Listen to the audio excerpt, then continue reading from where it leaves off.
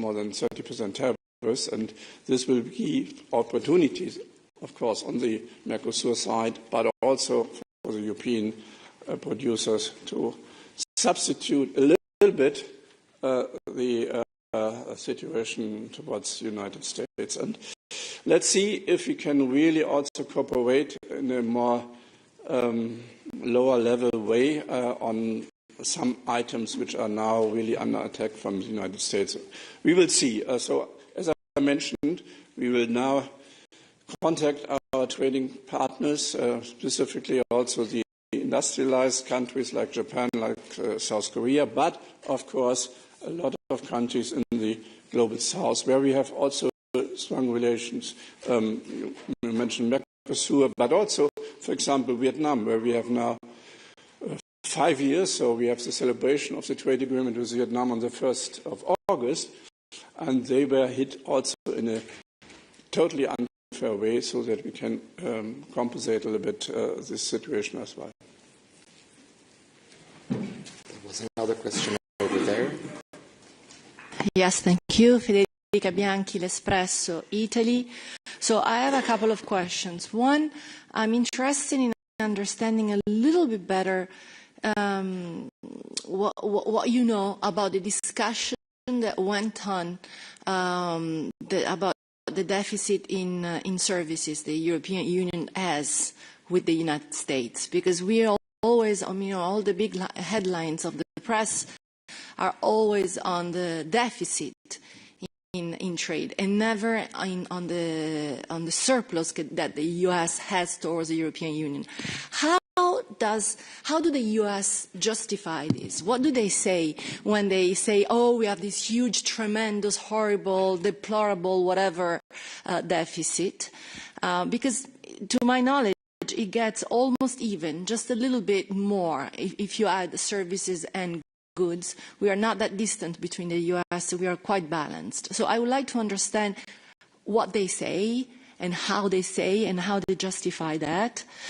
Then secondly, also you mentioned safeguards, just passing. Can you just go a little bit more in details in what kind of safeguards and indirect effects you're actually looking into, like naming them a little bit more in the name, and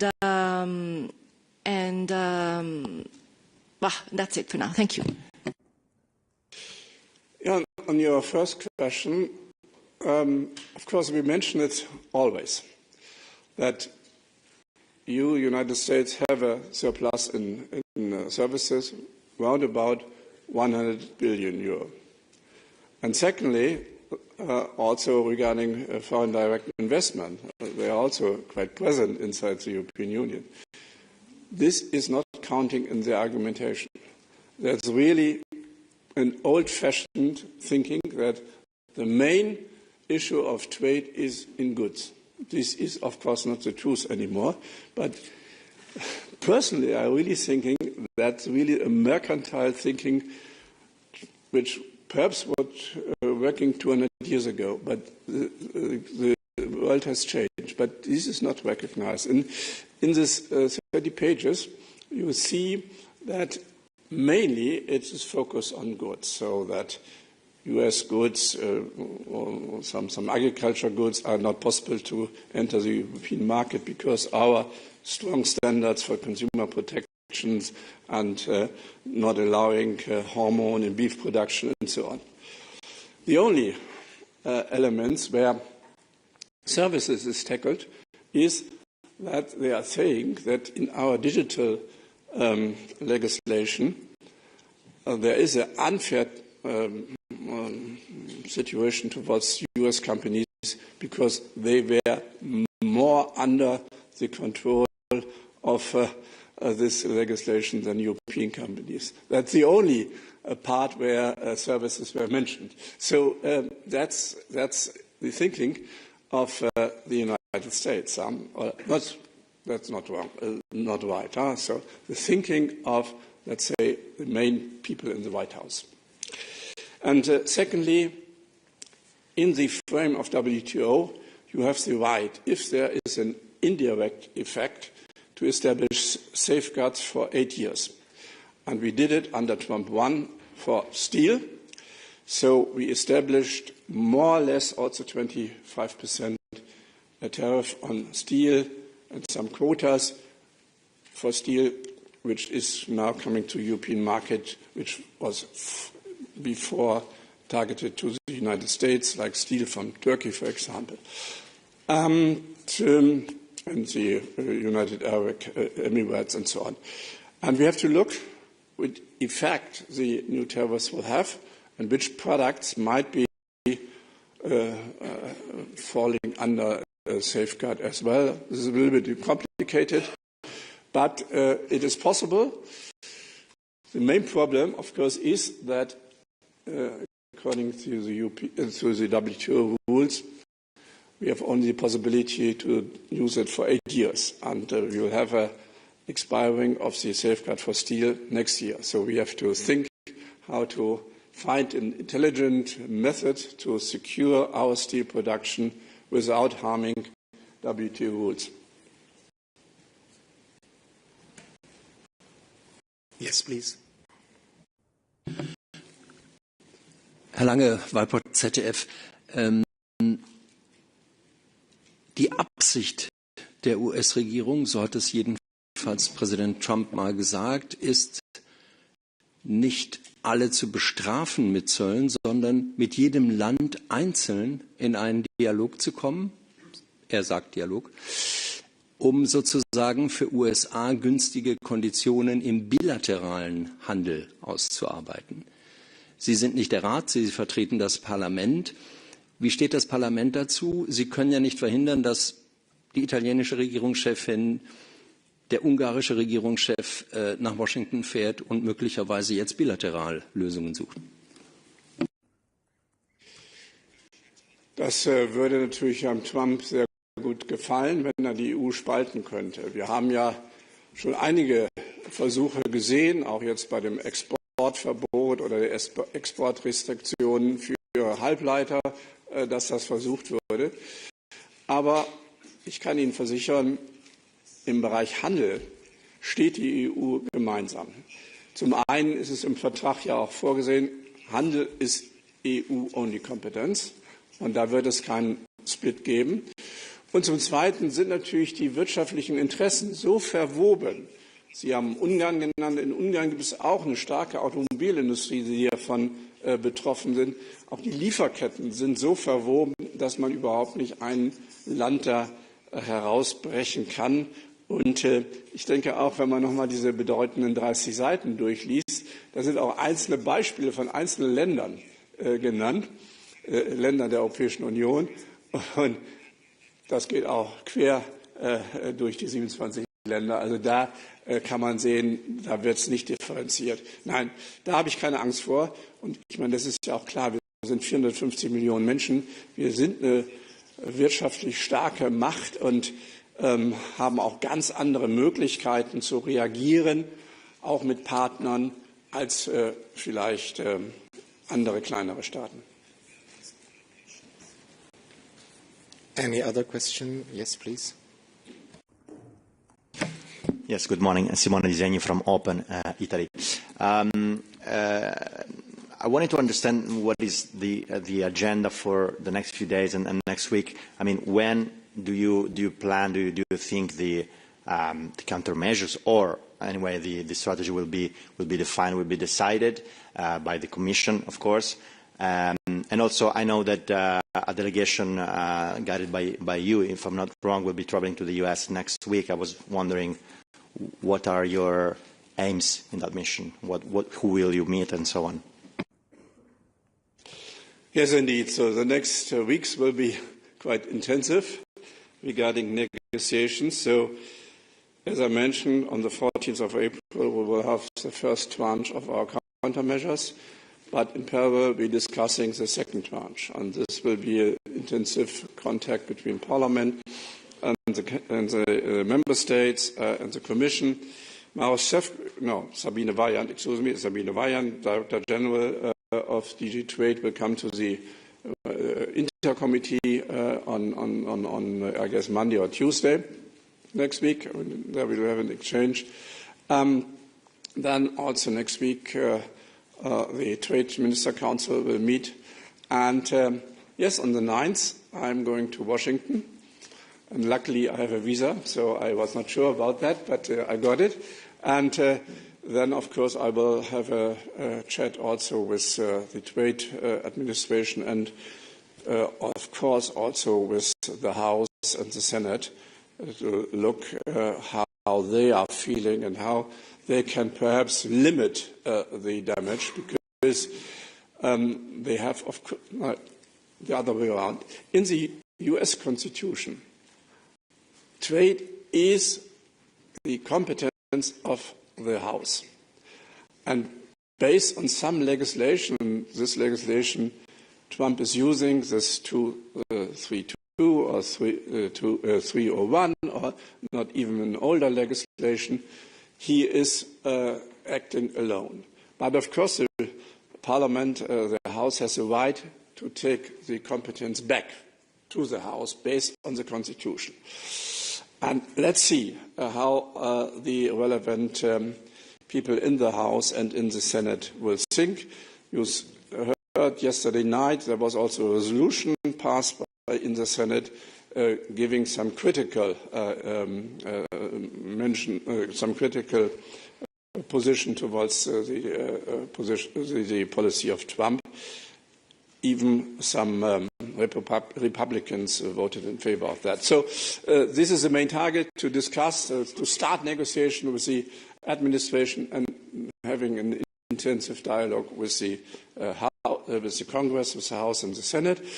And then I guess there will be also some official discussion between Maroš Šefčovič and his counterparts. But of course we need really a basis of what we can negotiate on. So European legislation is not on the table. Let's go online now. We have two people requesting the floor online. We can go back. We can go back after, because Mr. Düsseldorf has been waiting quite some time already. You have the floor. Thank you very much. You can hear me already? Yeah. Okay. So, Mr. Lange, thank you. You said it this morning on the radio, and you said it now, that Trump was making a complicated calculation that includes European standards and regulations to justify the 20%. But in fact, when you look at the basic calculation, it is very simple. You divide the trade surplus of an economic area by the total exports of that area to the US, which gives you the 39% in the table. Dividing that by 2 gives you the 20% import tariffs. With all due respect, that's kindergarten mathematics. And what makes you think, maybe you have more information, what makes you think that regulations and standards are in fact included in that calculation? He mentioned it in his speech yesterday. So he mentioned the VAT and also some other non-tariff barriers. In this 30 pages, you find also some remarks. This is not acceptable, the standards. And, for example, on cars, in this paper is mentioned that we also only respect international standards like the EU and ECE and not US standards. And for me, this is not any justification. We have this international standard. So, then indeed the question how this is really fit in to this 39%. You see also a formula on that, a little bit complicated. I learned this not in mathematics, and I'm not sure that this is based on scientific exercises.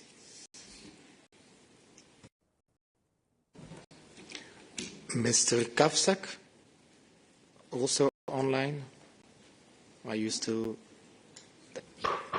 Can you hear me well? Good morning, Mr. Lange. Hendrik Kavsak, Frankfurter Allgemeine Zeitung. I would like to push you a little bit further on the ACI. You seem to be quite cautious about using the anti-coercion instrument now. But then again, if you really want to hit the US and hit the digital companies, you cannot do without. Shouldn't the EU be a little bit more offensive when it comes to that at the moment? Because otherwise, you just seem to be taking the position, we'll wait and see, we're ready to negotiate, we're not hitting you hard at all. I just mentioned that this instrument is there and it is on the table, and it's no secret that we are looking how to operationalize this instrument, no doubt about. But I guess this is clear, this is the last resort. This is not our first step. And we want to find a solution in negotiation, because using the ACI, this would be really a hard escalation, and this is totally not in the interest of the people. And therefore, last resort, but we have it, and this should be calculated by everybody. Mrs. Rankin, also online.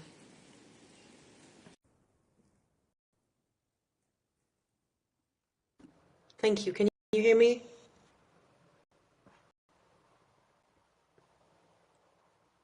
Hello, can you hear me? Yes. Oh, I'm okay. I'm sorry. Apologies. Jennifer Rankin from The Guardian. And in fact, it was also a question about the ACI. In your previous answer just now, it sounded as if, well, you said it was a last resort. But so at the moment, is it the case you don't think the EU should turn to this instrument, despite that 30-page document you mentioned, despite all the criticism of EU legislation? Is this not the moment, given that the Trump administration has EU legislation in its sights?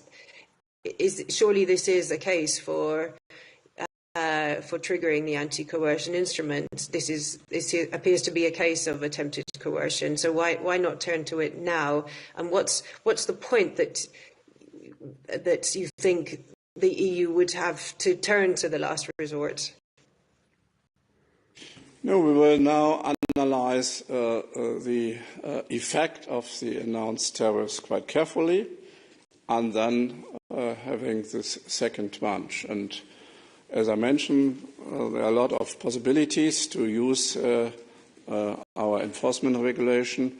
And if also regarding the next weeks, it will be clear that there will be economic coercive pressure, then of course we will start the process as well. And this process is a little bit more lengthy, because we have to really investigate the case and make a clear distinction between other elements and coercive pressure. Then, of course, we want to also negotiate, because negotiation is better than using the gun. And then it has to be implemented. So it's a little bit more lengthy than the normal enforcement regulation. But I guess it's acceptable, because we want to be serious. And we want to be also in the framework of WTO.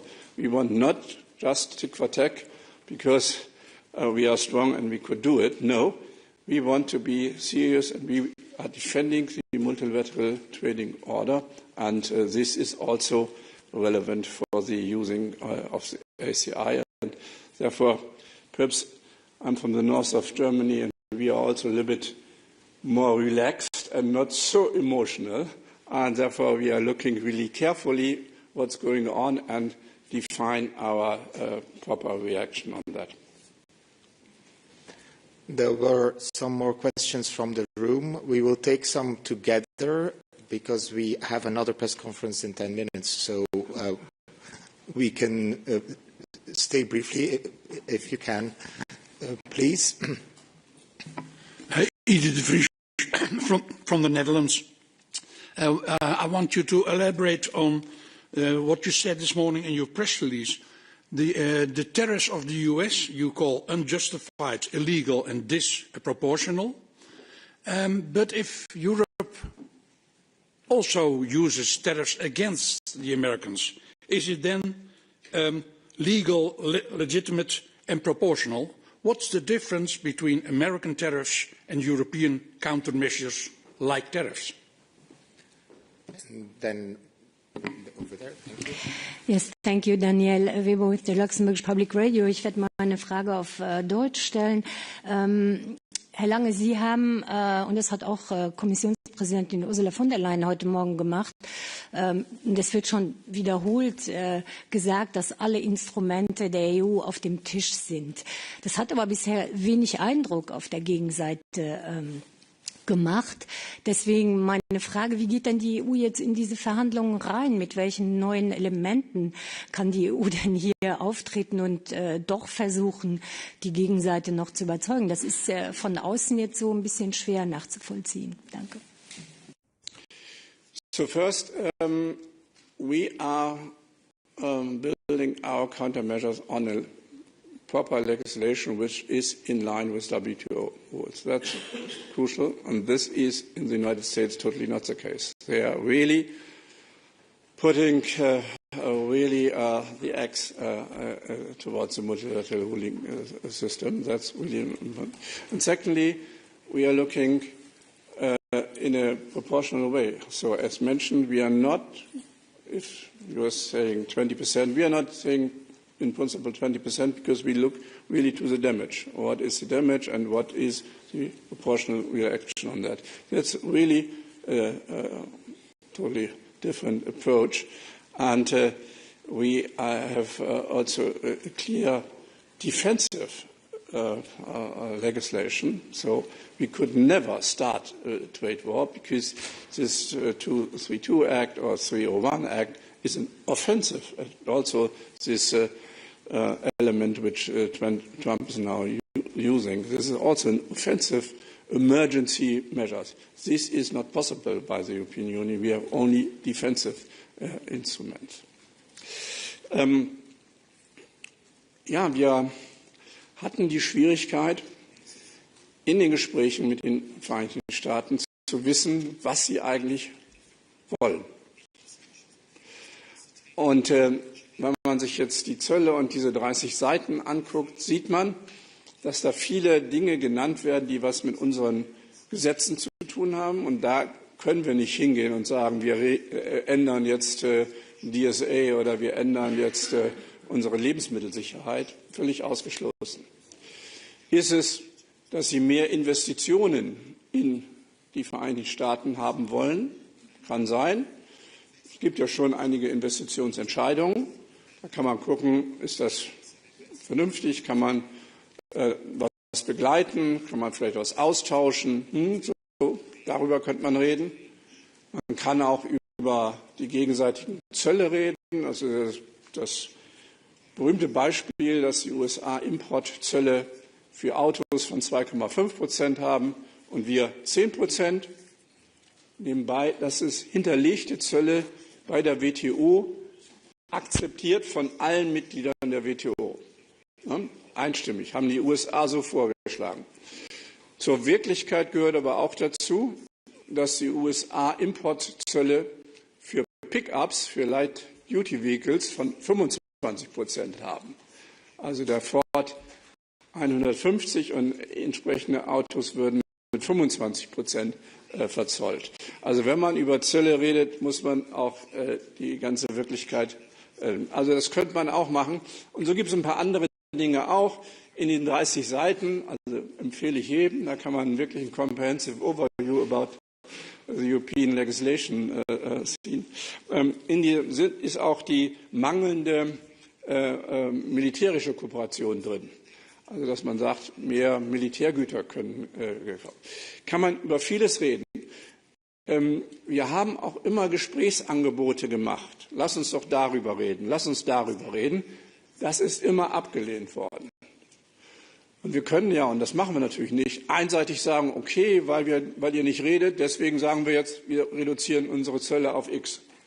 Das geht natürlich nicht. Erstmal müssen wir wissen, wo eigentlich Verhandlungsbereitschaft und Notwendigkeit auf der amerikanischen Seite ist. Und Das ist im Moment das große Problem. Thank you very much, Mr. Lange. Unfortunately, we will have to stop the press conference here. Thank you very much for your attention and have a nice day. Thank you. Thank you.